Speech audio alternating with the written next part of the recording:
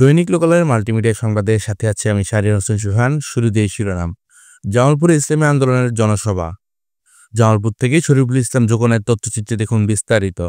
জুলাই সনদের আইনি ভিত্তি প্রদান, প্রয়োজনীয় সংস্কার, গণহত্যা বিচার এবং সংখ্যানুপাতিক পদ্ধতিতে জাতীয় নির্বাচনের দাবিতে জনসমাবেশ করেছেন ইসলামী আন্দোলন বাংলাদেশ জামালপুর জেলা শাখা। রোববার বিকেলে পৌর শহরের ফৌজদারি মোড়ে এই জনসভা অনুষ্ঠিত হয়। ইসলামী আন্দোলন বাংলাদেশ জামালপুর জেলা শাখার সভাপতি মুফতি মোস্তফা কামালের সভাপতিত্বে প্রধান অতিথির বক্তব্য রাখেন ইসলামী আন্দোলন বাংলাদেশের আমির মুফতি সৈয়দ মোহাম্মদ রেজাউল করিম। এই সময় সহকারী যুগ্ম সচিব মাওলানা আহমদ আব্দুল কাইয়ুম, সুরের সদস্য ডক্টর ইউনুস আহমদ সহ আরো অনেকে বক্তব্য রাখেন। এককভাবে ক্ষমতায় যায়, এরপরে সংবিধানকে চটি বই হিসেবে ব্যবহার করে, যখন মন চায় সেরকমই সংবিধান পরিবর্তন করে। এটা কি মামুবাড়ির রামদাবাড়ি খেলা নাকি যে মন চায় যাবে তাই করতে হবে? এই জন্য পারেন পিয়ার পদ্ধতিকে যদি আপনি গ্রহণ করতে না পারেন, নির্বাচন পিছিয়ে দেন।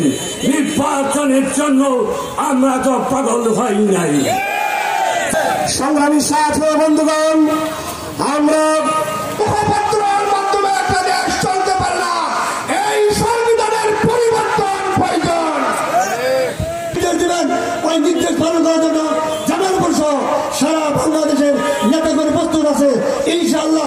ফ্যাসিস্ট নির্বাচনী ব্যবস্থায় নির্বাচন করতে চায়, তাদের উদ্দেশ্যে বলতে চাই, আর আমরা ধোঁকাবাজিতে